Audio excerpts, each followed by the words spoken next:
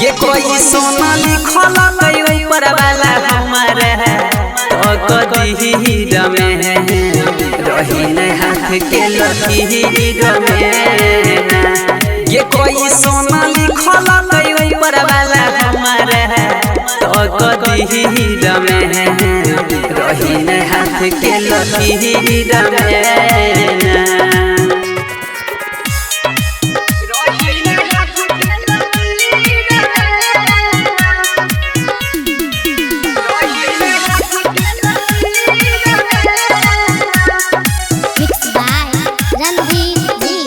ये दूरा होई के छही खुश अब होई छौने हमर में हसूस।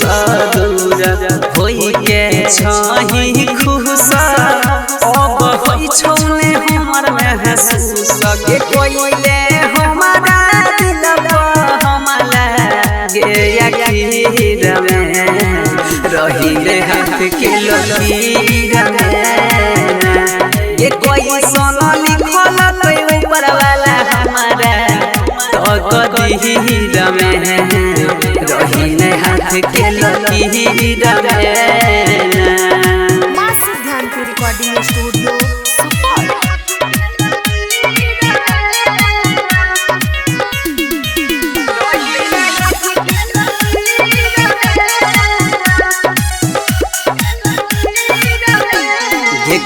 रही जहाँ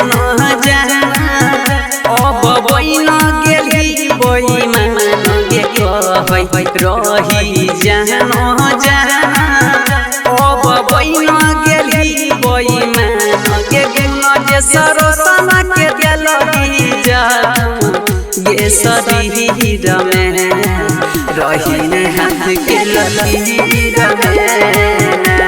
ये कोई सोना लिखल कई ऊपर वाला हमारा तो कदीर में रही न हाथ के लकीर में।